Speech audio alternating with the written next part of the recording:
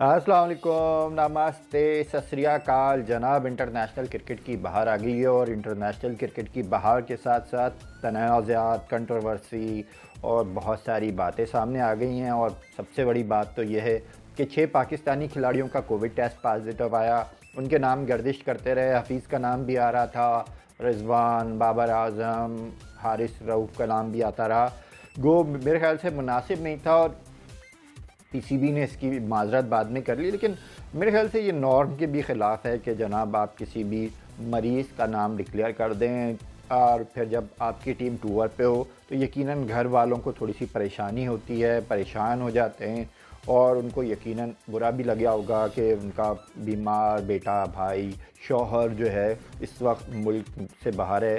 हम जनाब पाकिस्तानी और फिर पंजाबी हैं और पंजाबियों में यकीनन तीमारदारी, रख रखाव, बातचीत का अपना एक अंदाज़ होता है। फिर पाकिस्तानी टीम के खिलाड़ी भी ज़्यादातर जिस तरह के माहौल से आते हैं, जिस तरह के कल्चर से आते हैं, यकीनन न्यूज़ीलैंड में कवानीन का एहतराम करना चाहिए। लेकिन यकीनन अगर कोई खाने की चीज़ अच्छी लगी तो नॉर्मल है। अब कोविड की वजह से बहुत सी चीज़ें चेंज हुई हैं, लेकिन इतनी जल्दी हम अपने आप को एडजस्ट नहीं कर सकते, ये एक हकीकत है। और हम क्या, आप देखें जोफ्रा आर्चर चले गए थे, बायोसिक्योर बबल का उन्होंने तोड़ दिया था। वेस्ट इंडीज़ के कई खिलाड़ी ऐसा कर चुके हैं, उनके तो वेस्ट इंडीज़ के कोच ने भी ऐसा किया था। फिर जनाब ये एक डिफरेंट दुनिया है, यकीनन आपको एहतियात करनी है और कोई ये नहीं कहेगा कि आप एहतियात ना करें, आप कवानीन पे अमल ना करें, लेकिन यकीनन आप ये भी समझें कि 4 खिलाड़ियों को तो न्यूज़ीलैंड में ही ये सब कुछ हुआ है, या फ़्लाइट के दौरान हुआ है, या फ़्लाइट के दौरान जिस तरह से अब कहा जा रहा है कि जनाब चार्टर्ड फ़्लाइट क्यों नहीं ली गई, तो यकीनन ये काफ़ी महंगा भी हो सकता है। और आप देखें कि अब तो फ़्लाइट जब चल रही है, फ़्लाइट अवेलेबल है। जिस वक्त चार्टर्ड फ़्लाइट ली गई थी उस वक्त फ़्लाइट्स अवेलेबल नहीं थी, एयरलाइंस मौजूद नहीं थी, तो चार्टर्ड फ़्लाइट की गई थी। अब जब फ़्लाइट्स मौजूद हैं तो एक एक्स्ट्रा ख़र्चा क्यों किया जाए? यकीनन ये एक बिज़नेस है और बिज़नेस के मुताबिक किया जाए। हाँ, पाकिस्तानी खिलाड़ियों ने यकीनन, हम देख रहे थे जिस तरह से इमामुल हक इंटरव्यू कर रहे थे, जिस तरह से बात कर रहे थे, तो बहुत से खिलाड़ियों के जो मास्क थे वो नाक के नीचे थे और वो आराम से थे। और यकीनन जब इमाम गए तो उन्होंने ऊपर किया। तो यकीनन एक हमारी नेचर है इंडिया पाकिस्तान के, लेकिन इंडिया की खिलाड़ी जब ऑस्ट्रेलिया गए तो उन्होंने शील्ड भी लगाई हुई थी, उन्होंने एक्स्ट्रा ड्रेस पहना हुआ था, काफ़ी ज़्यादा सिक्योर थे। हमारे खिलाड़ी सिर्फ एक मास्क लगाए हुए थे, किसी ने ग्लव्स नहीं पहना हुआ था। यकीनन आप एक फ़्लाइट में जा रहे हैं और उसमें बेशुमार लोग होंगे, फिर आप एयरपोर्ट पे रुके, आप दुबई रुके, आप कोलालमपुर रुके, ये स्टे कम करना चाहिए था। यहाँ पे आपको ज़्यादा तवज्जो देनी चाहिए थी। शायद कोलमपुर से किसी को लग गया हो, शायद जनाब दुबई से किसी को लग गया हो, तो एहतियात बहुत ज़्यादा ज़रूरी थी, लेकिन अब नहीं हुई। तो इसका ये मतलब नहीं है कि आप पाकिस्तान पर चढ़ दौड़ें, पाकिस्तान क्रिकेट बोर्ड के ख़िलाफ़ शुरू हो जाएं, खुन्नक निकालना शुरू कर दें। बहुत ज़्यादा पॉपुलर मीडिया जो है ना पाकिस्तान का, वो बहुत ज़्यादा अपने बोर्ड को क्रिटिसाइज़ करता है, बहुत ज़्यादा अपने लोगों को क्रिटिसाइज़ करता है। वो क्रिटिसाइज़ करता है शायद इसलिए कि शायद टूर मिल जाए, शायद इसलिए कि जनाब कोई पाकिस्तान क्रिकेट बोर्ड से नौकरी मिल जाए, क्योंकि पाकिस्तान क्रिकेट बोर्ड भी उसी को नौकरी देता है जो पाकिस्तान क्रिकेट को ज़्यादा बदनाम करता है, जो पाकिस्तान क्रिकेट के ख़िलाफ़ ज़्यादा बात करता है, जो पाकिस्तान क्रिकेट को बहुत ज़्यादा हर बात में बुरा भला कहता है। नौकरी उसे मिलती है पाकिस्तान क्रिकेट बोर्ड में, क्योंकि मुंह बंद करवाया जाता है। और यही वजह है कि बहुत सारे क्रिकेटर जब उनको नौकरी नहीं मिलती तो वो पाकिस्तान क्रिकेट बोर्ड के ख़िलाफ़ बहुत ज़्यादा बोलते हैं। जब नौकरी मिल जाती है तो उसी क्रिकेट बोर्ड के साथ, उसी चेयरमैन के साथ, उसी शख्स के साथ जिसके ख़िलाफ़ वो बात कर रहे होते हैं उसके साथ काम भी कर रहे होते हैं। तो काफ़ी अजीब व गरीब सूरत हाल है, काफ़ी हैरत की बात है। और जनाब यकीनन ऐसा नहीं होना चाहिए था, इस तरह के नाम गर्दिश करते रहे। फिर हफीज़ का नाम बिला वजह आ रहा था, जबकि उनका टेस्ट नेगेटिव आया है, लेकिन बिला वजह हर दफ़ा हफीज़ को क्रिटिसाइज़ किया जाता है, हर दफ़ा हफीज़ का नाम लाया जाता है। ऐसा लग रहा है कि एक लॉबी है जो चाह रही है कि मोहम्मद हफीज़ पाकिस्तानी क्रिकेट को छोड़ दें, और अजीब व गरीब लॉबी है ये। वो लॉबी है जो चाहती है कि जनाब उनके फेवरेट खिलाड़ी टीम में हो और जो उनके फेवरेट नहीं है, जो उनके साथ बात नहीं करते। अब प्रोफेसर का एक अपना नेचर है, एक अपना अंदाज़ है और रिस्पेक्ट है, असूलों पे वो डट जाते हैं और असूलों पे वो क्रिकेट खेलते आए हैं। तो हफीज़ का एक अपना स्टाइल है और जब वो फिट हैं, जब वो रन बना रहे हैं, जब वो परफॉर्म कर रहे हैं, और इस वक्त वो पीक पे हैं अपने फॉर्म में, फिटनेस में। और T20 क्रिकेट में हमें एक हफीज़ जैसे तजुर्बेकार खिलाड़ी की ज़रूरत है। और न्यूजीलैंड के टूर पे देखें, जब आपको किसी को निकालना होता है ना, किसी सीनियर को, तो आप कहते हैं नौजवान। अब मुझे बताएं कि नौजवान खिलाड़ी को आपको जिम्बाब्वे के ख़िलाफ़ खिलाना चाहिए था या नौजवान खिलाड़ी को आपको न्यूजीलैंड के ख़िलाफ़ खिलाना है?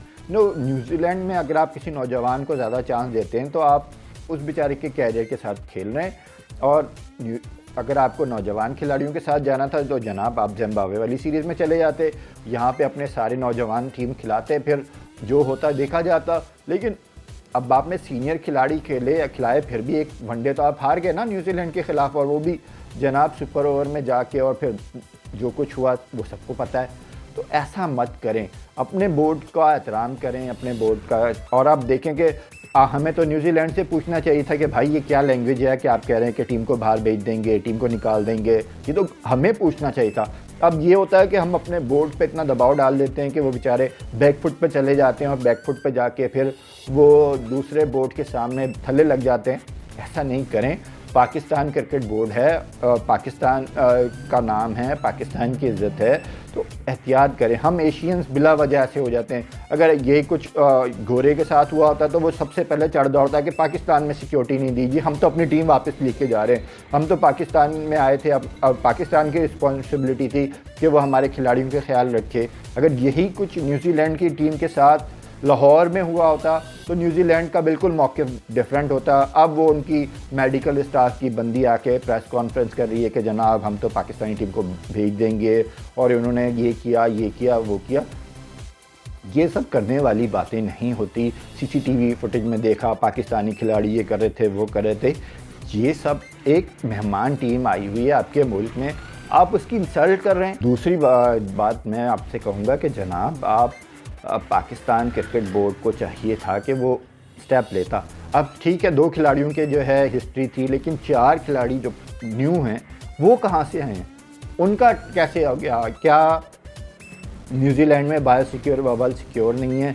होटल स्टाफ की आप टेस्ट करवाएं, आप जनाब एयरपोर्ट सिक्योरिटी वालों की टेस्ट करवाएं, क्या कहीं उनके वजह से तो नहीं लगा? आप देखें, अब पाकिस्तान में 4 टेस्ट होने के बाद जाते हैं, आप कहते हैं कि पाकिस्तान का टेस्ट जनाब गलत होगा, और बहुत सारे लोग कह रहे हैं कि पाकिस्तान का टेस्ट गलत होगा। तो जनाब गलत टेस्ट तो न्यूजीलैंड का भी हो सकता है, तो न्यूजीलैंड वाले दोबारा से टेस्ट क्यों नहीं करा सकते? हम क्यों हमेशा जनाब थल्ले लग जाते हैं? हम जनाब हमेशा थल्ले लग के बात कर रहे होते हैं, क्यों? इसलिए क्योंकि हमें अपने बोर्ड पे तनकीद करके जनाब नौकरी करवानी है, मुल्क का कुछ नहीं सोचना, अपने लोगों का कुछ नहीं सोचना। शर्म की बात है, शर्म का मकाम है कि आप इस तरह की बातें करते हैं। मेरे ख्याल से तो ये मुनासिब नहीं है। मुझे तो वैसी नौकरी नहीं मिलनी, लेकिन इसका कोई मतलब नहीं है कि जनाब मैं बिला वजह अपने मुल्क को, अपने टीम को, अपने मेडिकल को बुरा कहूँ, तो मुनासिब नहीं है। आज विराट कोहली ने भी एक बात की, काफ़ी हैरत की बात थी, लेकिन की है उन्होंने। और कप्तान को नहीं पता था कि रोहित शर्मा जनाब टीम के साथ नहीं जा रहे। तो ऐसा लग रहा है कि एशियन क्रिकेट का माहौल यही होता है। अब जब एक ज़माने में पाकिस्तान की क्रिकेट ऊपर गई तो फिर क्रिकेट को नीचे लाने वालों ने भी यही किया था। टीम में जावेद मियांदाद, वसीम अकरम, राशिद लतीफ़, वक़ार यूनुस के झगड़े सामने आने लगे, टीम में ग्रुपिंग हो गई और मामलात बिगड़ने लगे, और फिर पाकिस्तान क्रिकेट धड़म से नीचे गिर गई, और इतनी नीचे गिर गई कि डिकेड के बेस्ट खिलाड़ियों में सिर्फ 2 पाकिस्तानी, और उनमें से एक स्पिरिट ऑफ क्रिकेट के लिए नॉमिनेट हुआ है, जिसको मेरा नहीं ख्याल है कि कोई इनाम मिलने वाला है, मिसबाह-उल हक को। और फिर यासिर शाह के मुकाबले में टेस्ट क्रिकेट में कई बड़े नाम हैं और वहाँ भी कोई इनाम नहीं मिलने वाला। तो अब देखा जाए कि डिकेड में पाकिस्तान का कोई best player of the test cricket नहीं है, कोई बेस्ट बैट्समैन नज़र नहीं आ रहा, कोई अच्छा बॉलर नज़र नहीं आया। 10 सालों में पाकिस्तान में कोई यासिर शाह के अलावा कोई प्लेइंग क्रिकेटर नहीं है। 10 साल में हमने कोई ऐसा खिलाड़ी डेवलप नहीं किया। बाबर आजम का नाम नहीं आया, बहुत सी खिलाड़ियों का नाम नहीं आया। पिछले 10 साल हमने 2011 से लेके 2020 तक क्या किया है?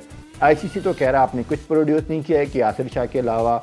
मिसबाह-उल हक को आप कह रहे हैं कि जनाब वो स्पिरिट ऑफ क्रिकेट के अवार्ड में आए, तो मतलब देखिए तो सही आपने किया है, आपने इस मुल्क के साथ किया है। और यही बात मैं करूँगा इंडिया की क्रिकेट के लिए। तो इंडिया की क्रिकेट डेवलप हुई इन 10 सालों में। इंडिया के बहुत सारे क्रिकेटर अवार्ड के लिए नामजद हुए, लेकिन ऐसा लग रहा है कि एक ग्रुप होता है एशियन क्रिकेट में जो हमेशा क्रिकेट को बर्बाद करता है, और ये ग्रुप इंडिया में भी बहुत अब मेरे ख्याल से तगड़ा हो गया है, और वो बिला वजह की कंट्रोवर्सीज़, बिला वजह की आएँ बाएँ शाएँ। देखिए, रोहित इम्पॉर्टेंट है, विराट इम्पॉर्टेंट है, लेकिन इंडियन क्रिकेट से ज़्यादा इम्पॉर्टेंट कोई भी नहीं है। अगर आप ये समझते हैं कि रोहित इंडियन क्रिकेट के लिए नुकसानदेह हो सकता है, तो रोहित को टीम से निकालने में कोई हर्ज नहीं है। मैं कहता हूँ कि जनाब, अगर आप ये समझते हैं विराट इंडियन क्रिकेट के लिए सही नहीं है, बहुत बड़ा खिलाड़ी है, बहुत बड़ा नाम है, लेकिन आप वो हरकतें ना करें जो पाकिस्तान ने की हैं। पाकिस्तान ने क्या किया, मोहम्मद आमिर के चक्कर में पड़ गए, मोहम्मद आमिर मोहम्मद आमिर मोहम्मद आमिर, और एट दी एंड क्या हुआ, मोहम्मद आमिर आज पाकिस्तानी टीम से बाहर कर दिया गया, उसने टेस्ट क्रिकेट छोड़ दी, और फिर आपने उसे टीम से बाहर कर दिया। इतना खर्चा किया आपने मोहम्मद आमिर पे, इतना पैसा खर्च किया, इतनी आपने कन्विंसिंग की, इतनी लॉबिंग की, लेकिन आपने आज मोहम्मद आमिर को छोड़ दिया, और आपकी क्रिकेट को कोई फ़ायदा भी नहीं हुआ मोहम्मद आमिर के आने से। यकीनन मोहम्मद आमिर इकनॉमिकल अच्छा करते हैं, वो ख़ुद कह रहे हैं कि जनाब उनकी इकनॉमी बहुत अच्छी थी और होगी, लेकिन सवाल यह है कि हमें तो एक विकेट टेकर बॉलर चाहिए था ना। अगर कोई भी आप पावर प्ले में आप रन्स कम देते हैं, लेकिन उसके बाद अगर पावर प्ले के बाद दूसरे बॉलर्स को पिटाई लगने लगती है और आपकी विकेटें नहीं गिरी होती, तो भी सेम सिचुएशन होती है। लिहाजा इंडियन क्रिकेट को इस तरह की कंट्रोवर्सी से बचाना होगा, इंडियन क्रिकेट को बेहतर करना होगा। इस तरह के जो मामलात हैं ना, जो जैसे आज विराट की प्रेस कॉन्फ्रेंस थी, काफ़ी कंट्रोवर्सीज क्रिएट हो रही हैं, काफ़ी जो मामला गड़बड़ हो रहा है। अभी 2 दिन पहले एक इंटरव्यू में गंगोली सपोर्ट कर रहे थे, और आज की बातों से ऐसा लग रहा है कि विराट थोड़ा सा क्रिटिसाइज़ कर रहे हैं।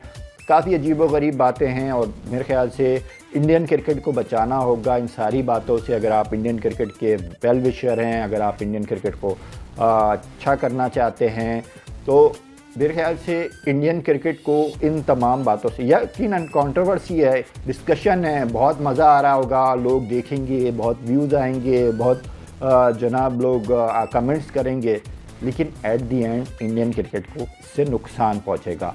और रोहित शर्मा और विराट कोहली या टीम का कोई भी खिलाड़ी इंडियन क्रिकेट से इम्पोर्टेंट नहीं है। आपके पास टैलेंट की कमी नहीं है, आपके पास विजडम की कमी नहीं है, आपके पास बैकअप की कमी नहीं है, आपके पास किसी चीज़ की कमी नहीं है। अगर टीम में दरार है, टीम में मसाइल हैं, टीम में जनाब उलझने हैं, तो आप स्ट्रेट जाएं, आप फैसला करें, आप स्ट्रिक्ट फैसला करें। आपने अगर रोहित को नहीं खिलाया और आप किसी पॉलिसी के तहत कर रहे हैं, तो क्लियर करें। देखिए, मामला क्लियर हो जाता है तो अफवाहें नहीं फैलती, तो मामलात ख़राब नहीं होते। मामलात ख़राब नहीं होते तो एक जनाब बिल्कुल क्लियरिटी आ जाती है। अब वो क्लियरिटी नज़र नहीं आ रही, वो मामलात हल होते हुए नज़र नहीं आ रहे, और यही नतीजा है कि आएँ बाएँ शायद बहुत ज़्यादा होने शुरू हो गई है। तो इसको रोकिए, इसको देखिए।